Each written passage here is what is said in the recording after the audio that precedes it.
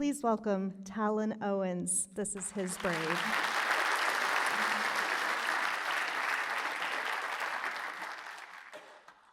I want to start out by asking a question. Whose lives have been touched by a close family, maybe friend suicide? Raise your hand. So, I'm going to be telling you about another suicide story.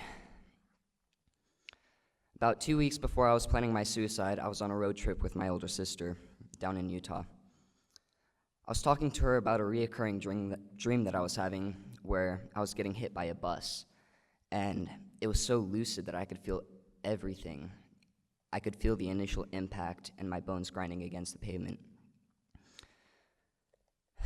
So, I thought that was the way I was going to die. But as I kept pondering why I was having that dream and the thought of death, it all just built up inside me, and I just felt like my existence didn't really matter. 2 weeks after that, I was writing my suicide note to all of my friends, family, and anyone else that it applied to. I wrote it on my phone, set it on my dresser so that it wouldn't time out. And I snuck out of my one-story bedroom window and ran to this familiar place where I wanted to jump off. That place just so happens to be the eight-story parking garage on Front and 9th Street. At the time, I lived on Owyhee Street, where I could just run down to Rose Hill, turn right, run down to Vista, turn left, and then go all the way down Capitol until I found Front and 9th Street. The cops were already there, but not for me. It didn't apply to me. It was irrelevant to me. I was there for one reason, and that was to end my life. I took the elevator up to the 8th story, got up on the ledge and looked down. I stood there for a while, observing everything, knowing that was my last time on Earth. All of the bright lights, the sirens going down beneath me, Zion's Bank right in my view, Table Rock's cross, glowing brighter than ever. I get down to think, walk around a little bit, and I look over the railing. Right before I'm about to throw myself off, I see someone walking on the 3rd story. Doesn't really matter to me because, as I've said before, I was there for one reason and one reason only, and that was to fly. So, there I am. I look up, take everything in one last time, and before I feel myself falling, I look down to see that girl on the 3rd story falling before me. I see her hit the ground, and I freeze. For those of you that took this Strengths Finder test, my big strength is empathy. So I was able to put myself in her shoes without ever leaving that 8th story. I was able to die without losing my pulse. So as I sat there, mortified, trying to process everything that just happened, watching the police rush to the scene, put her on a stretcher, put her in the back of an ambulance, I think to myself, what the hell am I doing up here? I'm 16 years old and trying to end my life. I recognize a light behind me. It's this patrol officer who starts speaking to me, and he says, "You should back up. You could get hurt, you know." Still trying to process everything that's going on around me, I look down and say, "I know." So I back up from the ledge, and I break down.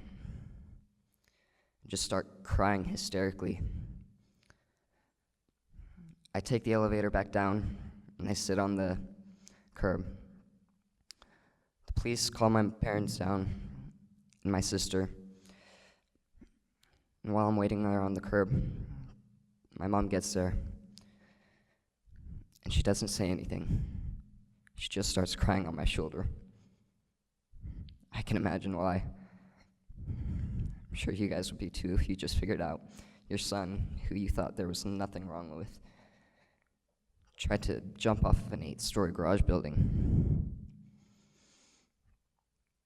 They took me back to the house, where they talked to me about getting me into Intermountain Hospital.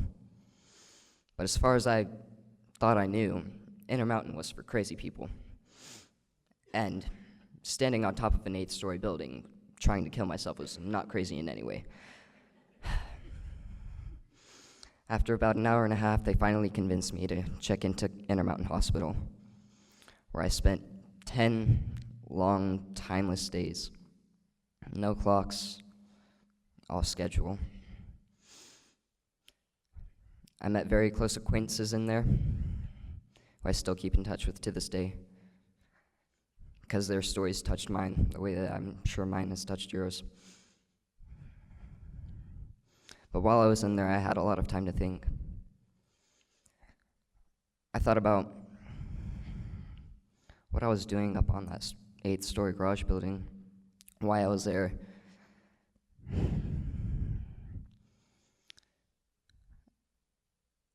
And my mom at the time had a nonprofit called Heart Inspired, which was founded upon a family friend's suicide. People criticized my mom because my older sister and I had both struggled with depression, anxiety, and eventually tried to commit suicide. So they looked at her and wondered, what are you going to do to help prevent teen suicide if you can't even help your own? That's when I thought to myself, teenagers are good at suppressing their feelings and not showing it to anyone. I'm an enthusiastic, outgoing boy who never really shows anything but happiness. So of course that led all of my close friends and family to the question of why did he do it and where did things go wrong? So I decided to become a teen advocate for teen suicide prevention, because who better to relate to your problems than another teen who's been through them? Everyone has a story, but not everyone shares it.